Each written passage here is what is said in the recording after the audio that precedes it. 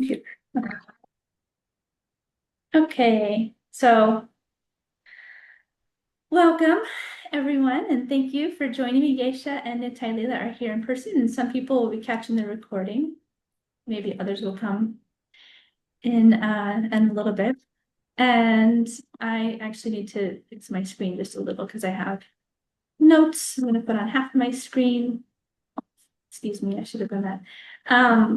So this is part 2 in a 3-part free Zoom call series that I created about hearing God's call and daring to answer. And the way that I design the calls is to share a story each time from my life of hearing a call, like really going through like, I'm being guided and following intuition. And last week's story, the story wasn't about God. Like I didn't have an active relationship with God, but I had an instinct and intuition, a flash image, and emotion, and I just like put it all together. And I realized like I need to change what I'm doing, and I went and volunteered. I sold everything and went and volunteered in Tanzania when I was 24, and so I shared that in part 1. And that's available on Zoom, or if like you're listening to this, then I can get that to you. And for this week's story, the story it's interesting. I think it's probably the best type of story on the planet is how did the soul reconnect to God? I think this is the most interesting story for those who have made that like click. It like what happened? Like how did God guide you? How did that get co-created between you and what was happening? And then like what was it like? And did you resist? Is there resistance or like questions or pain or like joy? Like what, and then how did you stay? How did you stay trying to continue daily to be in relationship with God? And in this story, there is that. So this is hearing God's call, actually like calling him for a relationship with him.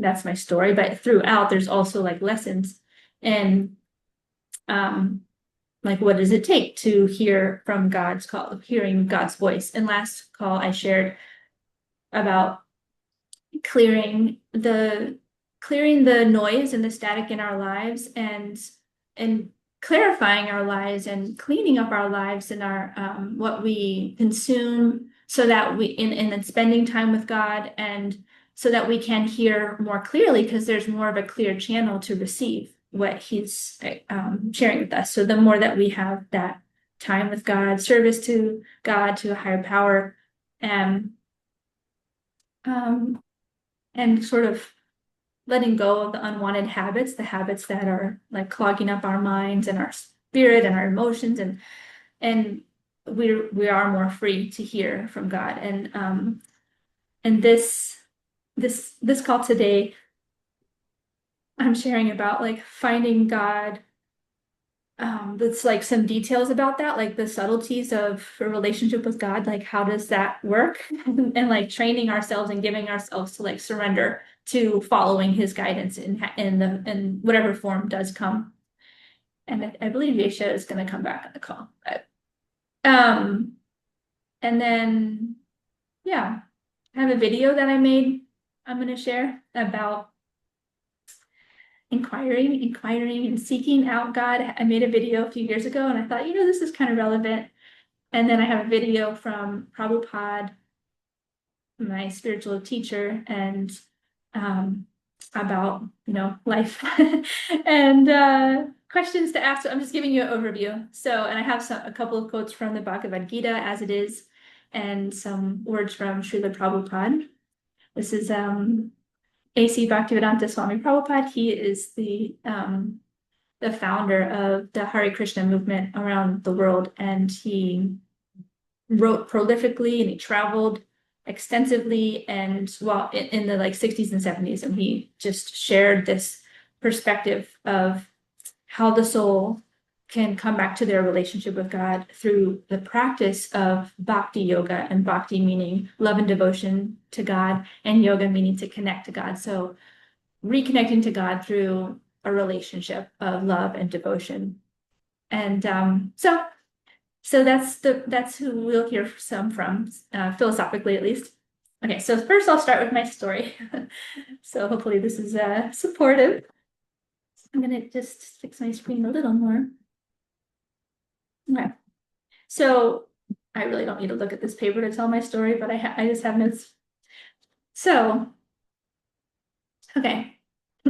In 2014, actually I need to like put my notes away and just talk for a little bit. So, and I need water, excuse me. And in 2014, my husband and I, we had a 2-year-old and a 4-year-old. And I had a friend who was, lived in Gainesville and we had a house and it was just, I was a stay-at-home mom. I was going to school part-time to get a bachelor's degree. And I had a friend who was really concerned about Mother Earth, about the climate and global warming. And he shared with me like all these details, like really scientifically, and I was like really convinced. And not that I'm not convinced now, I'm not getting into any politics or like going into the topic of Mother Earth. So I'm just sharing this, what was happening for me. So I was really convinced and I mean it's like it's obvious we are. I know humans are exploiting Mother Earth and there's damage and there's consequences what humans are doing to our planet. And I was a young mom and I didn't have a higher purpose, but I was trying to be a good person and live a conscious life. And when I started to learn about the climate and the way that he framed it and the videos he shared and the research, and I was reading and I was like, oh, this is like the biggest that to me it seemed, and I'm not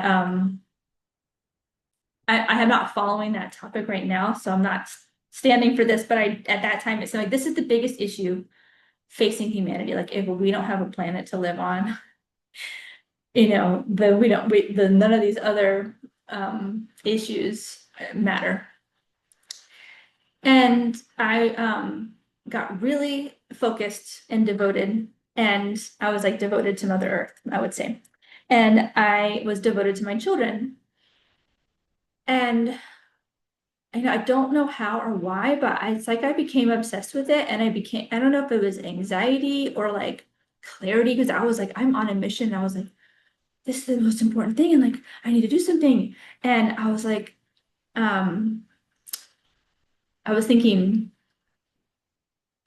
I was like, I was thinking like I feel kind of embarrassed, but like I thought that I had come up with an idea that would solve it. And it was like this software, like this app or something. And I was like not sleeping well, actually, and not even having much of an appetite. And there's a period of like maybe a week, 7 to 8 days, where I was obsessed and ungrounded and thinking that I had the solution. And I was like kind of ranting and raving, pacing on the phone with my friend in the front yard, like I was just like kind of like getting like ungrounded and like worked up. And I had this delusion that I had like this save the planet idea. and and then and I was like, I need a spiritual practice to ground myself because I can't, I'm not grounded. And I was thinking of Gandhi and Martin Luther King Jr. And I was like, how am I gonna, how, everyone that I looked up, these people I looked up to, they had a spiritual practice. And I was like, okay, I need one. And then within a day or so of this, like in that week, I got a phone call to go to a seminar. And you may have heard of this, a Sadvatov Institute, their seminars.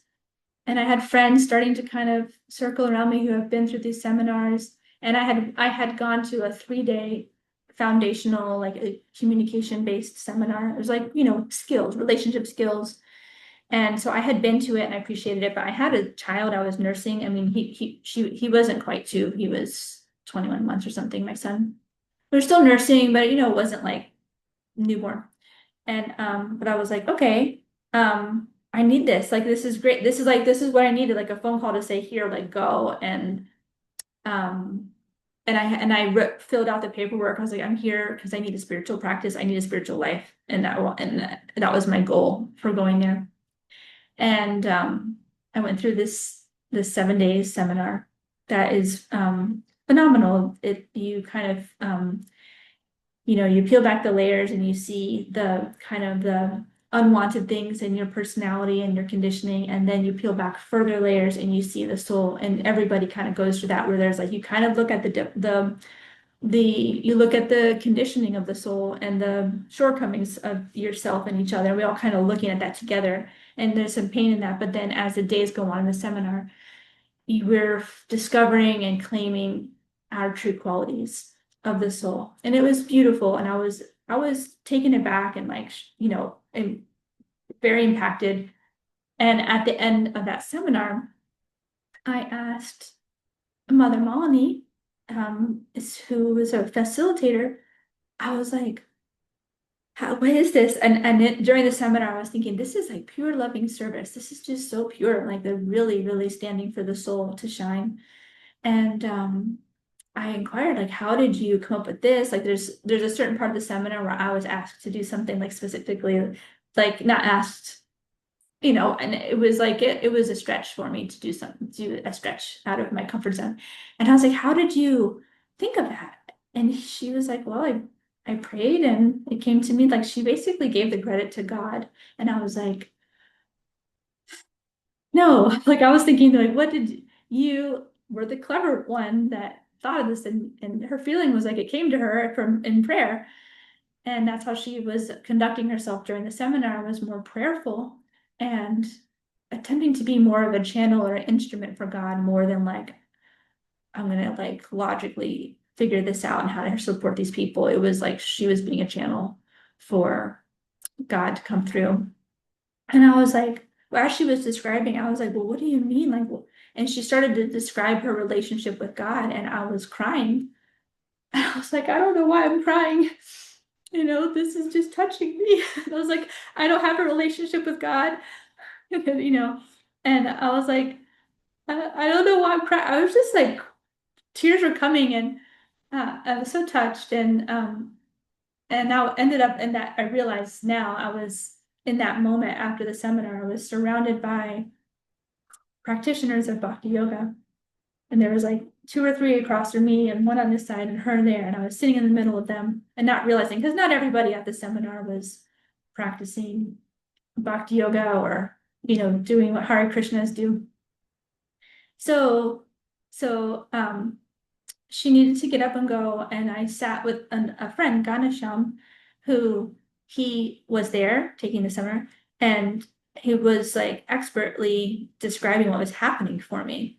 And everything he said, I was like, he was like, I was like, I don't really have a relationship with God, but I think I was describing I have a relationship with like the universe, or like just a general feeling of like oneness or something. I don't know, not oneness, but more of the universe. So something. And I was like, I don't have like a personal relationship. And he described perfectly why the soul, it's easier to have a relationship with the universe or oneness, because it's not personal. Like if you have God as a creator, as a person with preferences and feelings and love and a relationship. When there's a relationship, it's personal.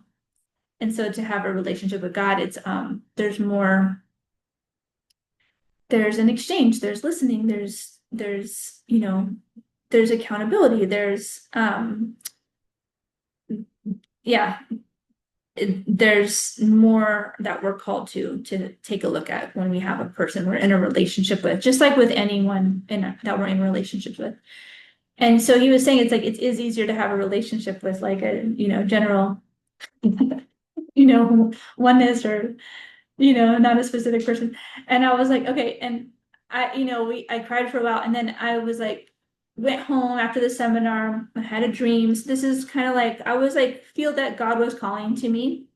And I feel like even God was like stoking the fire of that devotion to Mother Earth, like with like kind of getting ungrounded and like pushing me into like this like you need a spiritual life type of realization. And then I feel like, Mother Earth, I I operate within the paradigm that Mother Earth is a living entity, and within every living entity is a soul, and that Mother Earth is like an elevated soul doing an incredible service for God. And so there's like an awareness of the souls on living on Mother Earth, and that she was also like, okay, I've got someone, she's really devoted to me, and I want to send her your way. Like I feel like Mother Earth as well was like, let's send this soul to the ultimate higher place, because there's devotion in this soul, and she wants to like give her life to something higher, and let's get her connected to God. So I feel like there was a co-creation going on. And so I was connected to Dira Govinda, David Wolf, and Marie Glasheen, Malini Devidasi, Mother Malini, I call her.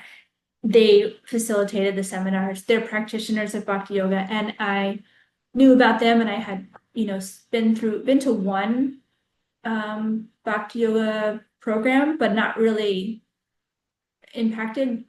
I was not really paying attention to spiritual life still, but then the seminars helped. But so I had a dream, and in the dream, my baby fell into, I was on a boat in the ocean, and it was nighttime, and my baby fell into the ocean at night, like darkness, like there was no recovering. And I was like, and I was shocked. The dream woke me up, like fear, from fear from within. And then the rest of the night, I tossed and turned, thinking, I need to host one of those programs. Like I need that one to happen. I didn't know that there was anything scheduled. I didn't know about a temple or like anything. I just knew that they hosted programs, and like I want to host one. And that was my the way I was like and then I wrote an email to Dira Govinda, and said I tossed and turned all night thinking that I want to host a program. So could I host one? And then he let me know, like, yeah, yes. And he was inspired, and basically, yes, I can. And he also let me know there were programs, Bhakti yoga programs at his home regularly, and in the community. And so I um I went to some programs that summer and hosted some and asked questions. And I was like, I don't know what I'm doing, but these answers are incredible. And there's no question I can't ask and not get a far out, grounded, reasonable answer that I'm like, this makes sense. I like this. And then it's like, eventually there's this spiritual practice to try. Like, okay, well, here's this mantra. There's a mantra that's like a cornerstone of the Hare Krishna Bhakti Yoga practice. And that mantra is Hare Krishna, Krishna Krishna, Hare Hare, Hare Rama, Rama Rama, Hare Hare. And this mantra is chanted daily for practitioners, according to their level or their commitment. And this mantra is meant to be chanted anytime, anywhere. It can be a song. There's ways to sing this mantra with song. There's ways to just chant personally, privately, like in a morning meditation, like mantra meditation. There's beads that you can chant one mantra per bead and go around in a circle like a rosary. And so I was really uncomfortable. Like, am I really gonna go in a room with these beads and like try a mantra? Like, is a mantra that powerful? I didn't have faith. I had enough faith in Dear Govinda and Malini to try. Because like they're really intelligent. Look what they're doing. Look at these answers. Look at this book. I was starting to read the Bhagavad-gita. I was like, whoa, this is incredible. And so I'm like, all right, here I go. Like I'm gonna go pray to God. I'm so comfortable. I think it's because God has an aspect to him that is has personhood. So to go pray, it's like am I a lost soul? And like I haven't talked to you, and like you're my eternal father, and I'm gonna go and like try, and you might not even exist. I was scared because it was appealing to me to like reconnect with my eternal father. I was like, oh, this is touching. And like, I don't want it to not be true. I want like, I want to try this experiment and come to the results that others have come to because I'm so touched by this concept that I could have um like an eternal loving friend, like a creator who's loves me and that I could have this, yeah, I have this reconnection. And so I tried to to chant and to read and to hear and to show up. And I tried on lifestyle changes. I was vegetarian for a very long time. That is a little part of the lifestyle. I was vegan and vegetarian for 14 years. And when I had a baby, I was very nauseous and anxious and really sick and just nauseous. And friends suggested eating meat, and that's the association I had. So I went back to eating meat for a couple of years. And then when I did the seminar, I just talked a little bit about the souls and the animals. And I was like, oh, you know what? I don't really care about eating meat. I'm gonna go back to vegetarian. Just, I just was just trying the lifestyle on. I was trying it out. And that's the majority of the story. Of course, there's more. Like I remember being in a bhakti yoga program, and this is kind of where like intuition starts to come because one of the core philosophical points of bhakti yoga, and there's several core points to the philosophy that I was introduced to about relationship with God. And this is an it is, oh my gosh, there's a rainbow. There's a rainbow outside the window. Okay, so are we not feeling it? There's this little patch of sky and there's a rainbow. Anyway, oh, that's so crazy. That's Hare suspicious.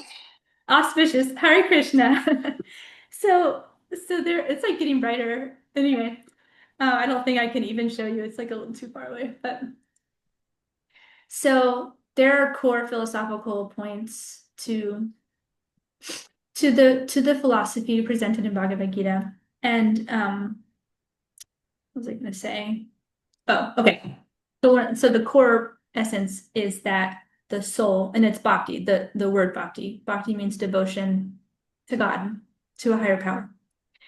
Whoever and whatever the higher power is, devotion to the absolute truth. And this is something I could get behind in that summer in 2014 because I had that realization. And at 2014, I was 34. I was 34. And over my adulthood, I was like, I believe there's an absolute truth. And I don't know what it is, but whatever it is, I want to be aligned with the absolute truth. That's something that I just stood for over the years. And so I was not knowing if God was real, but I thought I I do want to be in loving devotional service to the absolute truth. So I was sort of like switching out the words like loving devotional service to God. Okay, I don't know, but loving devotional service to the absolute truth. Yes. Now, the question is God a person? I'm playing with that. I don't know. I'm open now. And I thought it would be a shame. It would be a great misfortune if God is a person to not try my all to reconnect with this loving eternal Father.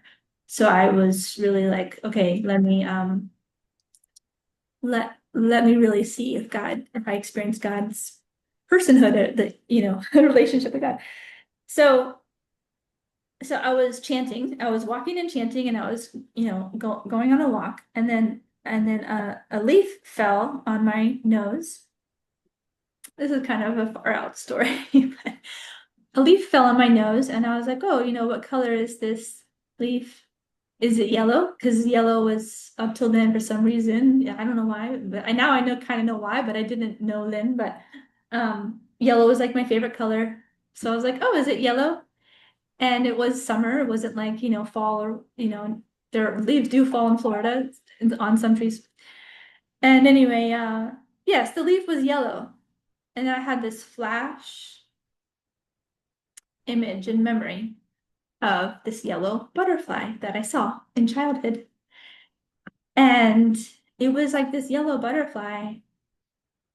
almost 20 years later, not quite 20, maybe 18 years later, is like a ticket to my relationship with God, but I did not know. And so I remembered the yellow butterfly, and I was like, oh, God was there.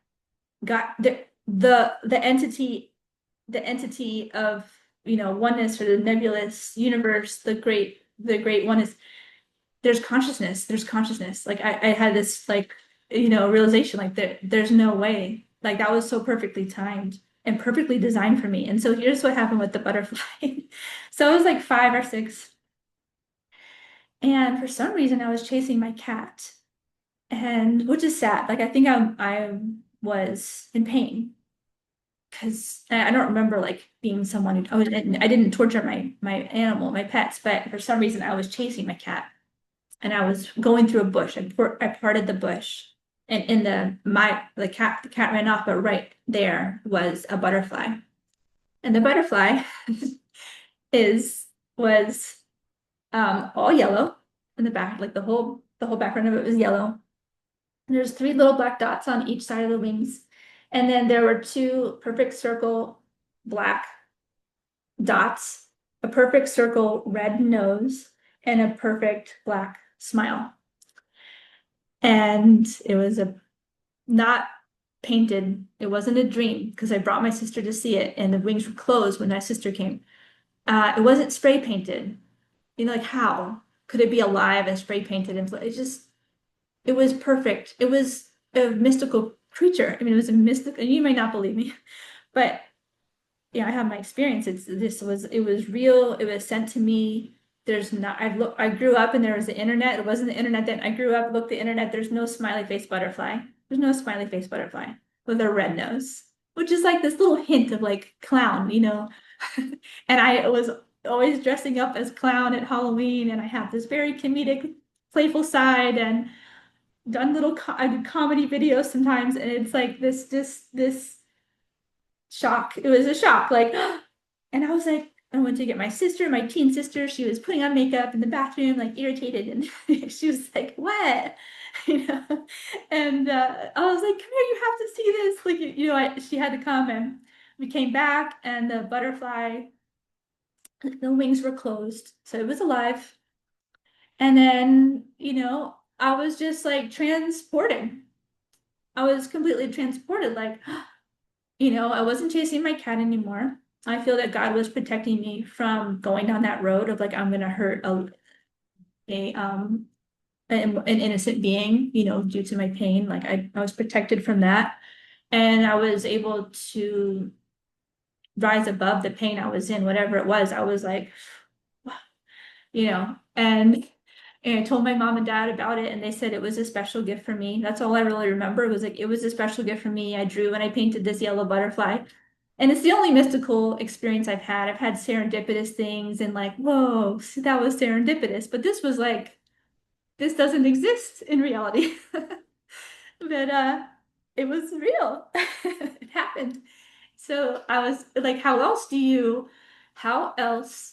would God reach a 5-year-old girl in 1985, 1984, 5 or 6, middle class America? Like, it's just like a smiley face butterfly. It actually makes perfect sense. And this, like, to not scare her, but wake her up, but inspire her, and change the course of her direction she could go of hurting. And I don't know, it just worked. And so then fast forward to 2014, and I see a yellow, I'm like, oh, is it a yellow leaf? And then flash. And then I went back to the program when we were discussing it. I was like, yeah, I just started to click that there was consciousness in the timing and the design of that gift placed on in my path. It was perfectly timed and perfectly designed for me, at the right time. And the nebulous cloud of oneness has consciousness. And if there's consciousness, and of course there's philosophy to help me sort of like wrap my mind around the fact that God has an aspect of personhood. And so I studied that topic, and I just sort of felt like this is like my ticket. Like there's consciousness out there. Like there's there's someone. And so I continued, in the journey and feel that I've landed in my, in my spiritual home, and it's a journey. I forget God. I'm have different levels of faith or conviction, and my actions don't match, fully my conviction. I have like these, beliefs, and then my actions, like, oh, I'm just still a conditioned soul. But it was a very impactful experience of going on an adventure. Like, what's coming? This is coming my way, and I'm trying something. I'm trying something on, and so that's my story. There's more to it, but would you like to share something, Natalia? Mother Natalia? No, just I wanted to say it's amazing. Yeah, and I believe you. I really think Krishna gives signs at different times, and sometimes they're like mystical, and other people can't see them. And yeah, it's amazing though. It's quite inspiring. Thank you for coming forward to share it.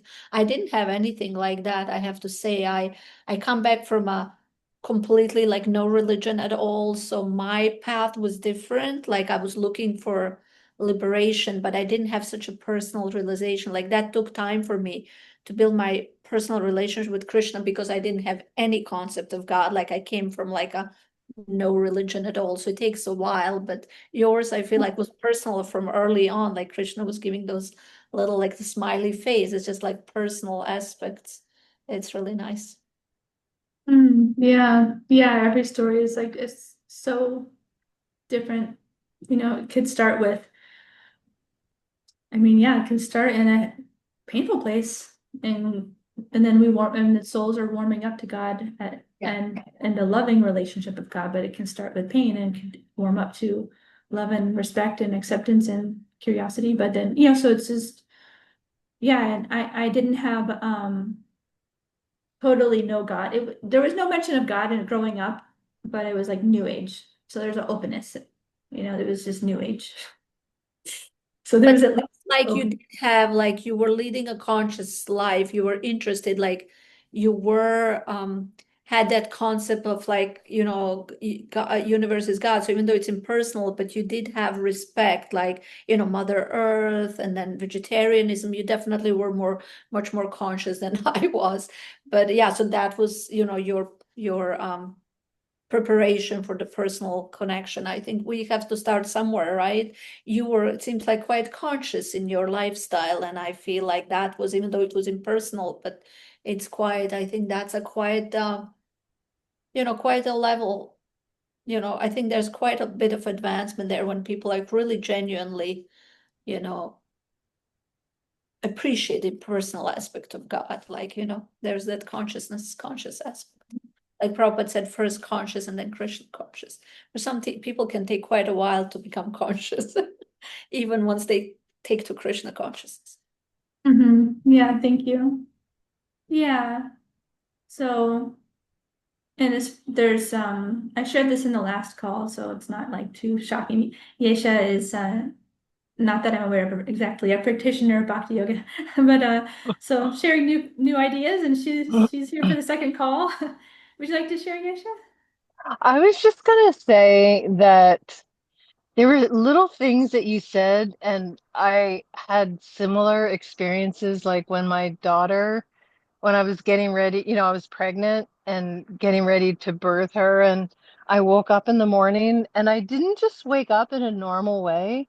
I really felt like, I have trouble thinking of God as a person because I've sensed the higher power aspect, and I feel like, you know, I think it's great to think about higher power within us, because a lot of times religion teaches us that, oh, somebody else has the higher power and you talk to them.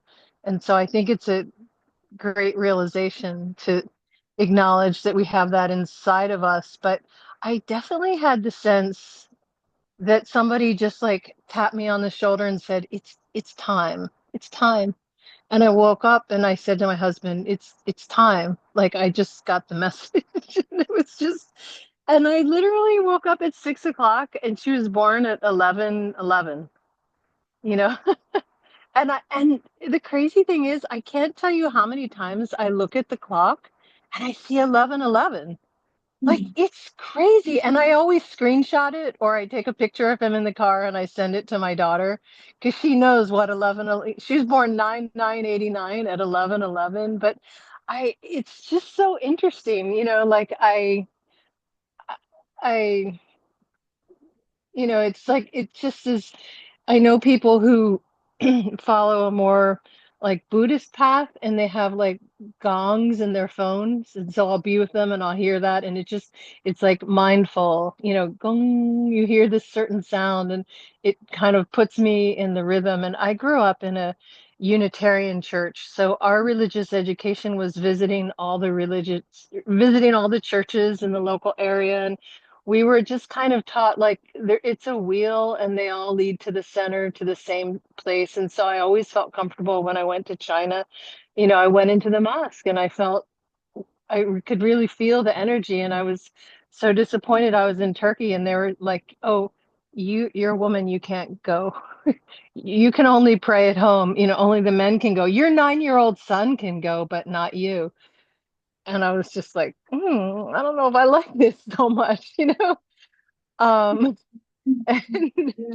Yeah. and yeah, but there were just so many little things that you said that I felt like, oh, I definitely had a sense. If I wasn't paying attention, I wouldn't notice. And it's just like 2 days ago that I looked at my phone, 11:11. I mean, why wasn't 11:08 or 11:12? Like it's just crazy. And it's just kind of like the gong, like the person's gong, like there Yeah. you are. Hello, be mindful, pay attention.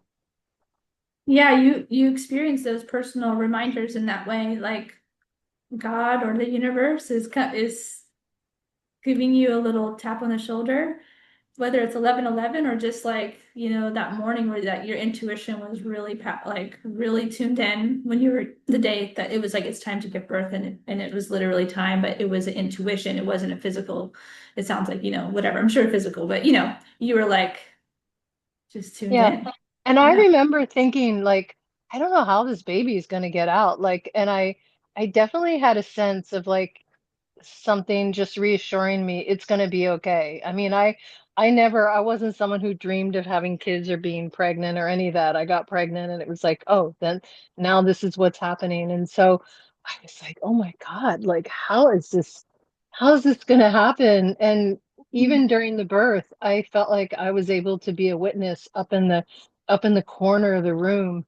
Like I didn't Yeah. necessarily, even though I felt all the pain, it wasn't, it was a home birth and people came to my house. And so I had, the spiritual aspect that I needed and the the midwife and everybody. But it was just really an interesting, and I'll just never forget that. And my husband just didn't really believe me. He was like, and I said, I actually, it was like there was an angel on my shoulder just tapping me ever so gently, saying, "It's time, it'll be okay." Like, just go with it, go, do what you need to do. Right now is the moment. It was a really special, and I have different things like that throughout my life that, yeah, Yeah. Yeah, something that's coming clearer to me from this, like just me looking at my stories in my life and like this topic of hearing God's call, because I'm meditating on the topic, which I don't usually. But like what's coming clear to me is that there is this alternate state that we go into where we're guided. We're guided, intuition, serendipity, like, and we're hearing.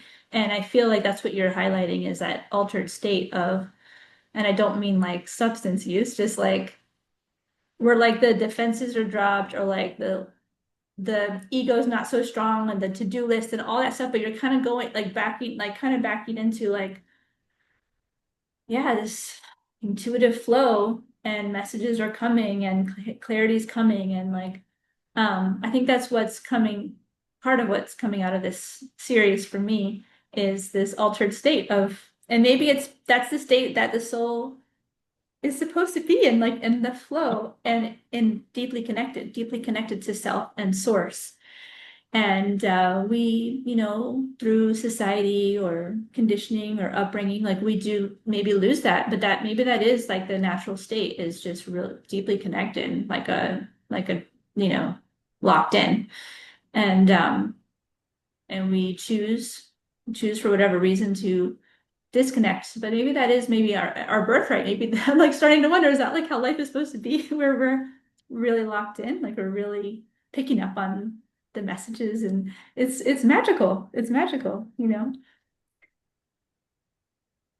So yeah.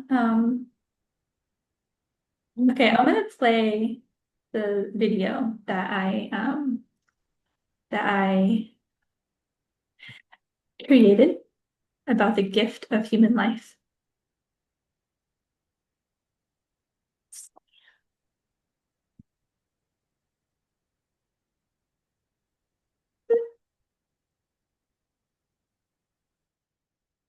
Yeah, you see? Yes. Let me press play and see if you can hear.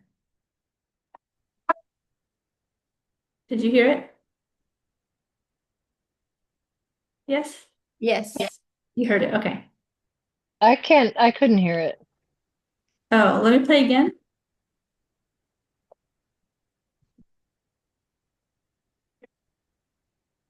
Do I need to share the audio?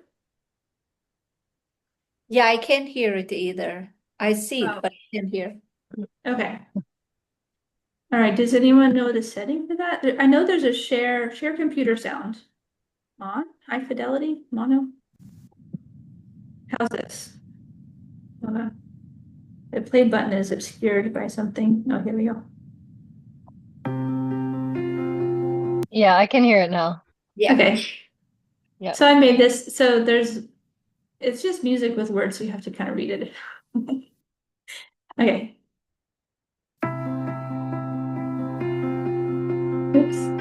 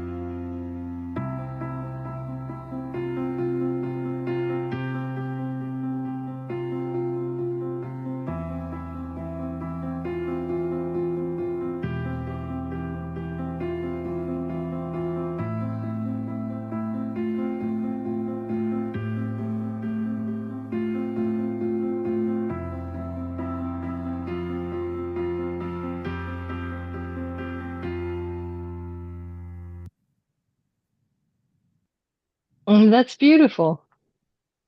Things. That's really beautiful. I love that you put in Matthew and Socrates and Bhagavad Gita. Yeah, thanks.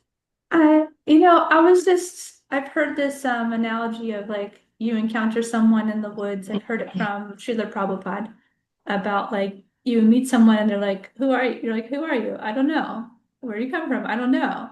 "What's your purpose?" "I don't know." And then you're like, "Is this person okay?" Like they don't even know they don't know where they're from, where they're going, who they are, what's their purpose. Like we need to get them back to their people, to their home. And so this is like it's like what the soul is going through. Most souls are, in me included, like don't even know who we are and where we came from, where we're going, and then we're just going around and we don't even want to know the answer to it. And so this video was to help people to, like now's the time to inquire. Well, Who am some I? people, yeah, I want to share something. Like Yeah. something really strong came up for me while you were, and I'm dying to tell you this. So I'm one of three kids, and I'm in the middle. And my Mm, older sister, had the same religious education, Unitarian church, went to different churches. She's an atheist. My younger brother, 4 years younger, he's like a Christian right person who, believes that there's only one way and he knows the way. And mm, when my mother was dying of cancer, she called me up so upset because she said he comes in there with his friends and they say, please, you have to do it this way because otherwise we won't be in the same place when we die. And she right, just yeah. she was so upset. And so, you know, it's painful spiritually to share with both of my siblings. But my sister said to me just recently, she said that some Jehovah Witnesses came to her door and they woke her up. She's sleep dysregulated and she sleeps late and they woke her up and she was really angry because they woke her up. But she said the woman, started in on this. We want to talk about blah blah blah blah blah, and she said, "Listen, I don't want to talk about that." And she said the woman looked at her in the eye and said, "Okay, what do you want to talk about?" And she said if she hadn't been so tired and woken up and angry about being woken up, she said, I actually would have talked to that person. She was so kind. She looked like the kind of person that I wanted to talk to. And I see your video is like I see that video is like reaching people in the same way. Like, how can I help you find your way? What do you want to Yeah. talk about? Oh, you don't want to talk about that? What do you want to talk about? And I'm sure my Mm, sister would have like said something, but it just came to me it was the first time I had ever heard an opening to talk about anything spiritual with her. And I feel like mm, that video is really gentle and sweet in a similar way and might approach people mm. in that same fashion of like, hey, how can I help you find how can I help you find your way home? Oh, I love What's that. Yeah, Yeah. sorry. And I think Sorry that was too long. I want to, no, I thank you. I hear that pain that you have in family and in the world where when people are closed-minded to other people's journey. And this is like coming from fear and and care, and people are caring about the soul being lost and wanting to help. And so but the energy behind it, where if you can be somewhat trusting of God, like yeah, like I have my message, I have what works for me and I want to share it. But like for that one, the Jehovah Witness at the door is actually willing to just pause on their agenda in order to hear where someone else is at. It's powerful to just to pause on what you want to say and actually just listen. And this is, it's maybe she didn't have the open-mindedness to your sister's or other people's journey and still has an opinion like this is the only way. And I want to appreciate what you shared, that you were raised universalist, Unitarian Universalist, and and you do hear in the Hare Krishnas and Bhagavad Gita all about God and monotheism and devotion to a higher power. And there is some, I would say there's like in some ways, I would say that the Bhakti Yoga Krishna consciousness from following Srila Prabhupada. Of course, people around the world will practice it differently, but under Prabhupada, I feel like there's a nice, personally, I see it like a nice bridge between the stricter religions of the world and then the open-minded paths in the world that aren't religions, but like because there's an acknowledgement, and I think this is there are other beliefs and systems, but there's an acknowledgement that there's many ways to God. There's not just one religion, and and so there's like a not really a there's a strong emphasis on not being sectarian my way. Everyone should convert. Prabhupada would repeatedly say, I don't want to convert people, but I want to help people with devotion to God. The essence being experience like love and joy and bliss in relationship to God. And God as a person is, that is a contradiction to the full new age open anything goes path, because if God is a person, then he has preferences and likes and dislikes. And I'm not trying to convince you of anything or convert you, yeah, sure, anybody listening to this call, but that is part of what I like was thinking about with this topic, because if I'm going to talk about God, then like is there personhood? Because if there's personhood, we find out who he is, the names of God, the activities of God, the pastimes in the different religions. It could be names from different religions. It doesn't have to be Hare Krishna or Krishna. Krishna is the main sort of name we're using, and and what's called Vaishnavism or Bhakti Yoga.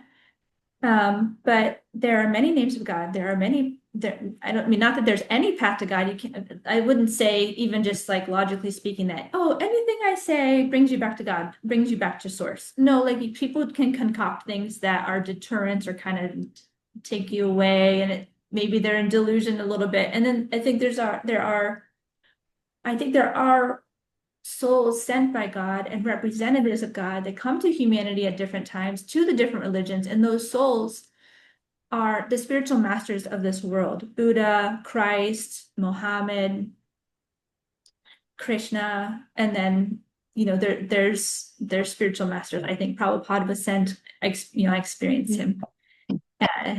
Yesha writes inclusivity versus exclusivity.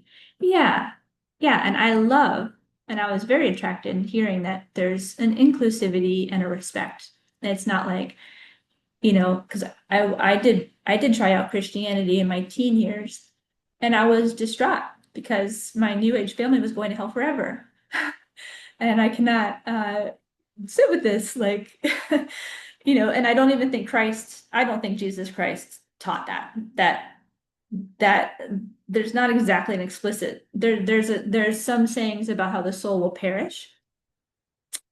And I do think the soul can create a type of hell for his or herself. I don't think there's eternal damnation. But, so I had to kind of, sit with those experiences. And anyway, so I think it's fascinating to think of, like, does God have names, pastimes, preferences, likes and dislikes? And do we want to hear about that from those kind of more standard religions to see, like, is there more to be in alignment with this personal God? And that's for every person to choose. And it's all really, there are strong stances by God of what he prefers, and it's nothing crazy, but he does want us to treat all living beings with respect and have standards in our societies, like, with like basically like these standards in Bhakti Yoga of lifestyle. They help us protect us. Like gambling is like a risk of use of money, and then if we have because sexuality is so like in some ways it's intoxicating, just like substances can be.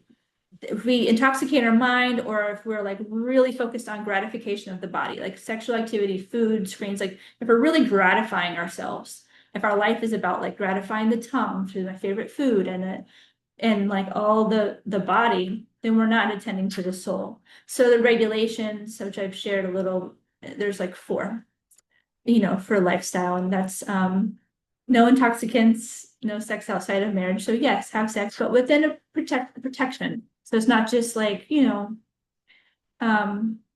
it can be painful to have these single moms, or like it can be difficult to. So that's traditional. It's traditional thought. Take it or leave it. But yeah, this is like guiding society and like to keep things soothed and pacified. So vegetarian diet, cultivating compassion, and the no gambling, no intoxicants, and then sex within marriage. So, and then chanting Hare Krishna. So these are like reasonable, at least there's some logic to it. And, like there's something to consider there. And everybody's at different levels with this. And, I mean, certainly in some communities, there's going to be fanaticism and like control. And like you had said, Natalia, there was more control when you entered this path.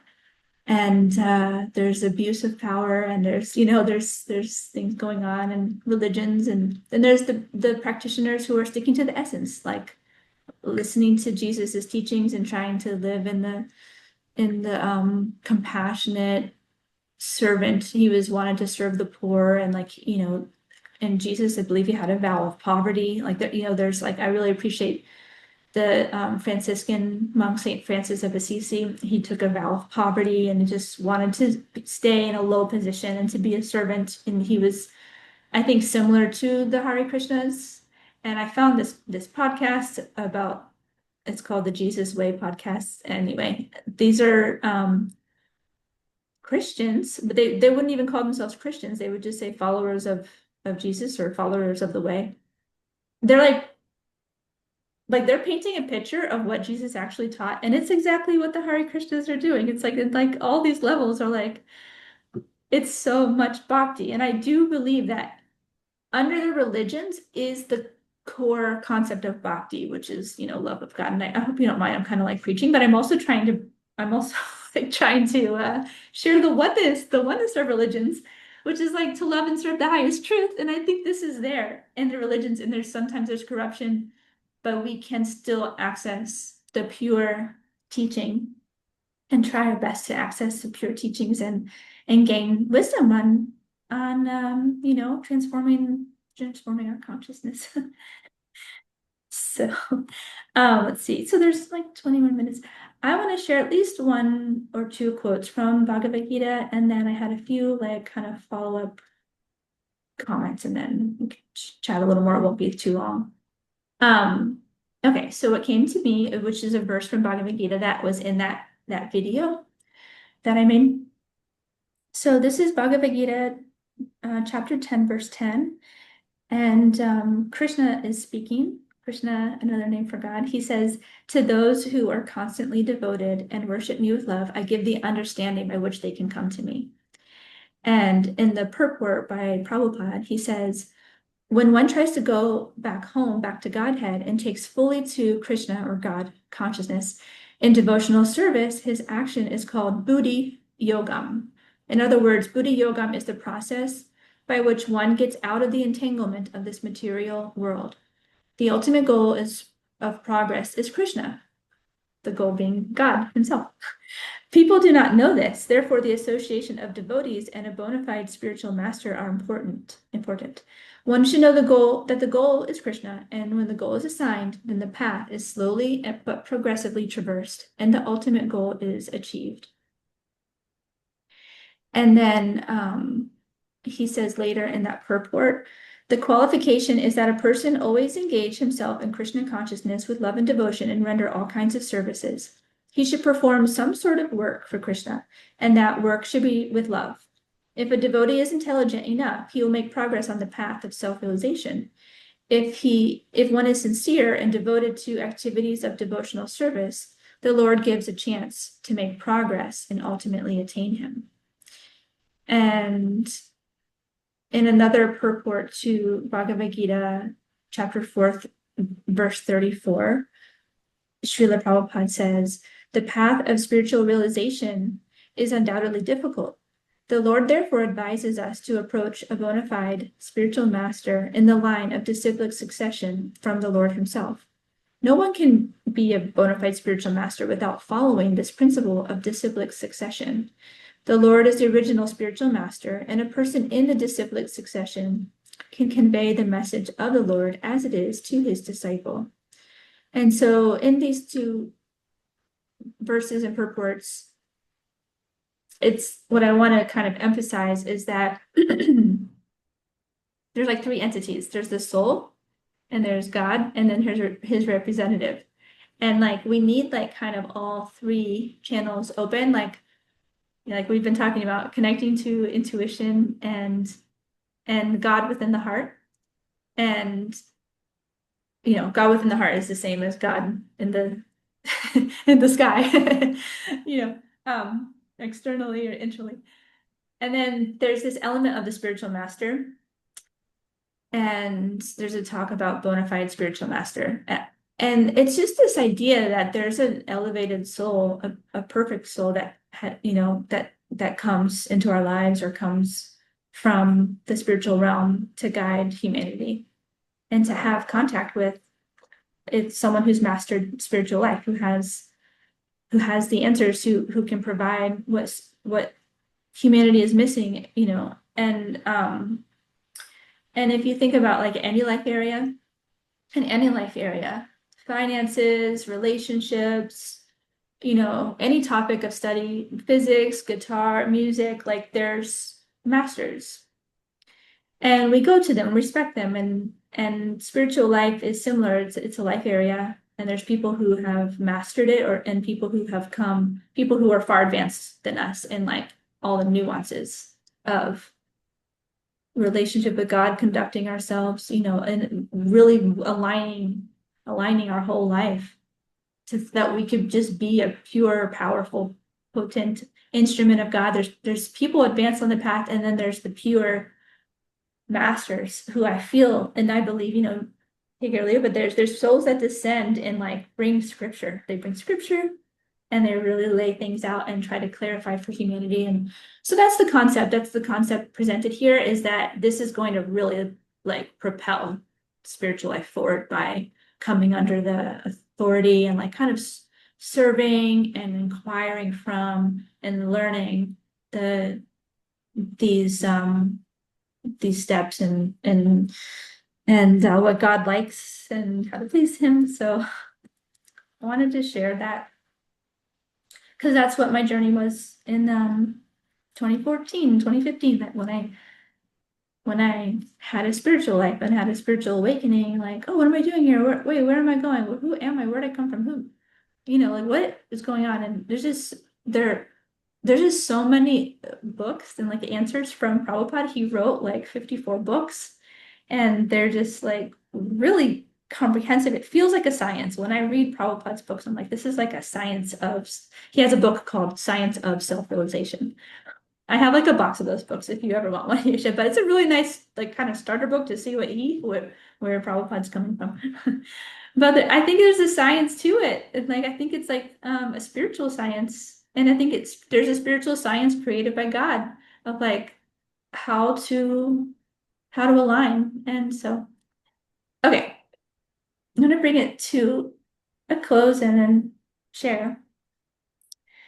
So my notes here, I feel like the thing from that I want to share is just asking questions and being open to what we hear and how answers come to us, whether it's through people speak through, God speaks through people in our lives, and he speaks through circumstances in our lives, and he speaks directly in our heart with intuition. And so by clearing the path to hear and to be open and receptive, to communication, to be receptive, there's like a quality, a humility. There's humility of like, I don't have the answer.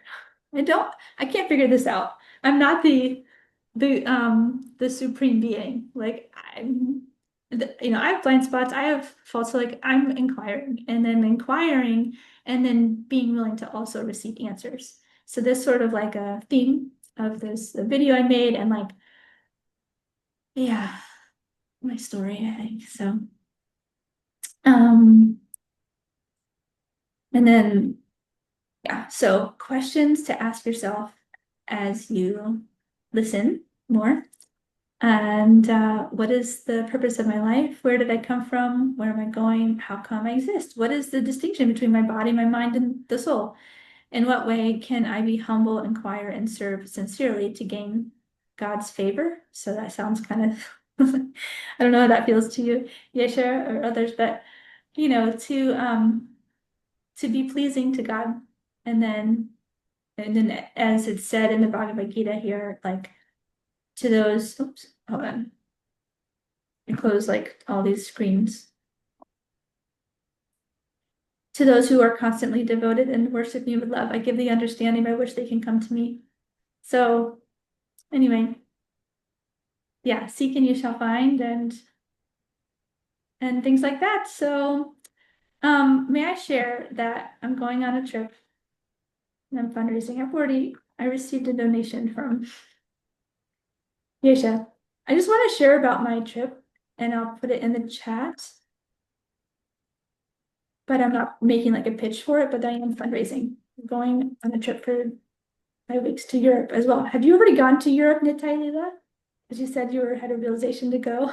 I am from Europe, I so yeah. I go regularly, but I just came back on Saturday. This was like my first trip where I actually went to not to visit the family. Usually I would just go to visit family, but I had this call to go and visit some of my old friends that I hadn't seen in 30 years. And this was in Canary Islands of Spain. So I just went, I left for 2 weeks. I just came back on Saturday. But yeah, I'm from Europe. I'm from former Um, Yugoslavia. from where? From former Yugoslavia, from Oh, Bosnia. okay. I see. I see. Okay, thank you for sharing. Yeah, so I would be curious to know what was your trip to Europe about? What are you planning to do there?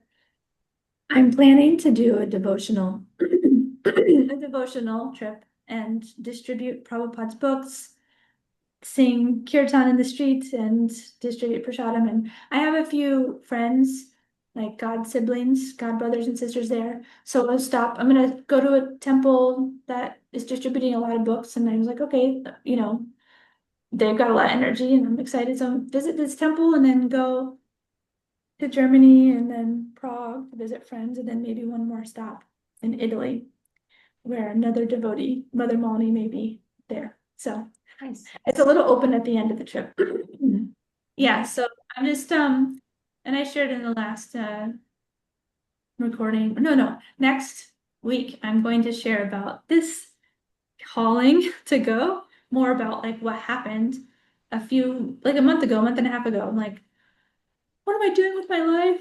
I'm like, I'm squandering my potential. I'm not connected to God or Prabhupada, and I'm like, I'm just like accumulating attachments and addictions, but just nothing like crazy. It's just normal screens and food spent and like dissatisfaction. And anyway, I just went through tears and crying and prayer and like, oh, I want to go to Europe. And then my husband said yes. And so that's my recent call that I'm like, that's what these calls are for. Like, let me let me share. Let me go ahead and start now. Let me start now with sharing about God consciousness, bhakti, helping souls. And so that's what these calls are about. And then also I thought to just share a link to my fundraiser and I don't expect, not like asking you to donate, but just by putting the energy out, like sometimes a random donation comes, I feel like there's a reciprocation just energetically by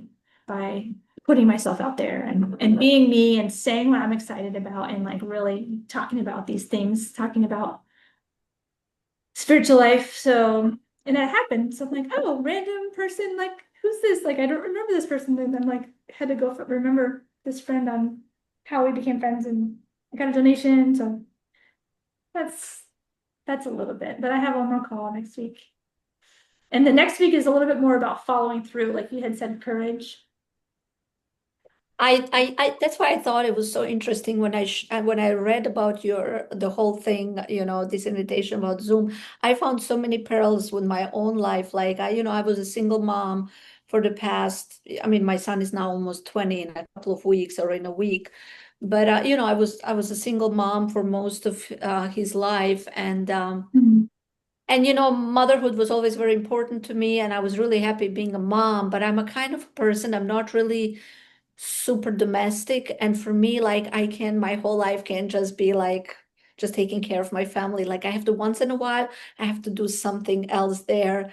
And I just thought it was so interesting when you shared that, because I had this like similar thing that you were talking about just 2 months ago. It was mid-June, or maybe just like second week of June. Like I was really like feeling like something was missing in my life, and I was praying, and I was just feeling like this, almost like this blues some days, like really feeling like my life didn't have a purpose. And I was praying, and then one morning I woke up, and you know, I was on Facebook, and I saw some pictures from Croatia. I'm really you know, attached to the ocean and to the sea, and I just had this realization that I had to go to Mediterranean and just spend some time with the sea. And then, you know, then I decided to go and visit this old friend that I haven't seen in 30 years, but we had an incredible connection. And, you know, then I let her know that I was coming to Europe and I would come and visit her for a few days. And she said, please come and stay longer. So I ended up just going there. But it was a call. Like, really felt like I wanted to reconnect with her again. But also, I realized this was probably also, I mean, it was like, it was incredible. Like the call was so strong, and I had to face my fears. They were very strong as well, but I realized, no, this is a call from Krishna, and I need to break through these fears. And Wow. and it was like, you know, she's not like, people tell me, why are you visiting her? She's not a devotee, but she was seeking, you know, she's seeking also. I realized there's a reason why Krishna puts us sometimes in the lives of, especially when it's an old friend that keeps calling you, look, come, I really want to see you. And we had conversations. She had so many questions about Krishna consciousness. And then not only that, but like she has a connection with many of like her childhood friends that like I don't have a connection anymore with any of my school friends. She was pretty much the only one, because everybody kind of like more or less rejected me because, you know, I've taken to this weird path. And she was the only one who didn't. But then she told me, like, everybody wants to know, like, what is this thing about? And she said, I've been talking to them like for hours about this thing that we've talked about. So I was like, you know, Krishna has a reason, you know, like of course, it was like I needed to connect with her. You know, there was something I had to feel also, but also she needed this connection with spirituality. And so Krishna. It was arranged. It was arranged And it was between. it was just like, you know, when you have this call, there's no doubt. It's very Mhm. strong. And I immediately felt alive, and I was feeling so down for a while. And as soon as I received this and decided to act on it, I immediately felt life coming back to me. Like, and I was inspired for those month and a half when I bought the tickets on 20th of June and I left on 7th of August. Like I was inspired because I was going, and I actually had a really nice visit. It was really nice. And I feel, yeah, like you said, it was arranged. She had something to gain from me, and I had something to gain from her, from reconnecting. It was just wonderful. I love that. I love that so And much. I just felt like when you were Yeah, sharing, I was like, I just it's really, similar. I like felt similar. Like, yeah, I think time to time I have to get out. I can't just be like in one place and do stuff. I have to go and travel and meet people. And Yeah. like, you know, I lived in the temple for 8.5 years, and I was just like missionary. Like, I mean, that was just like service was my thing. And then I got married and I was a mother. That was my service. But yeah, I have to have that kind of like thing where every once in a while I have to break out and just do something. Like I feel like I have to do something for Prabhupada's mission or whatever. Yeah. Yeah. And maybe it's sometimes the intuition is out of left field and unexpected. Like I don't care to travel. I never want to travel. I'm a homebody, homeschool, work at home, home. And like I want to go. I just need to get out of here. Like my kid, and I will share more about this. And I'm telling you, I'm right in the middle of it. Am I really going in 3 weeks? Like the plan is to go in 3 weeks. The finances don't look great. and like it's not all set up. And like I'm homeschooling my sons, but they are teens, and like their lessons are online, and like you know, like it can all be patched together without me here. Like it'll all be okay. And I'm gonna go, but I'm just like, am I really going? Anyway, so I'm gonna share maybe in a week all those questions will be answered before um, I prepare for a meeting on Monday evening. But I'm gonna show up with like I haven't canceled my trip yet. That's what I'll say on Monday. But there's compelling reasons to just not go. But I'm thinking like it's not so compelling. There's no emergency. They're not about to lose any house or anything like this. Like not going that way. But so I'm like, I guess I'll go. My husband wants me to go, but we go through waves of like doubt. And anyway, so, but yeah, I just felt like, okay, I want to go.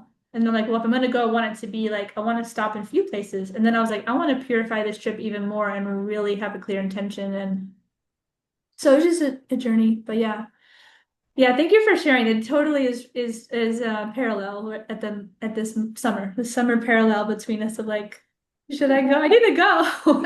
Yeah. I mean, it's definitely astrological too. Like, the stars come in and they because for several years I didn't have desire to go anywhere. Like I was so comfortable and I didn't have desire to travel. And suddenly I was like, I need to get out of here. I've been here too long. And I had Yeah. fear to leave my son. That's another story because I thought if anything Mhm. happens to me, he doesn't have anybody except for me. There's no family here. So it was a big fear and I had to pray a lot, but I had to go. So Hmm. well, I wish you Thank you.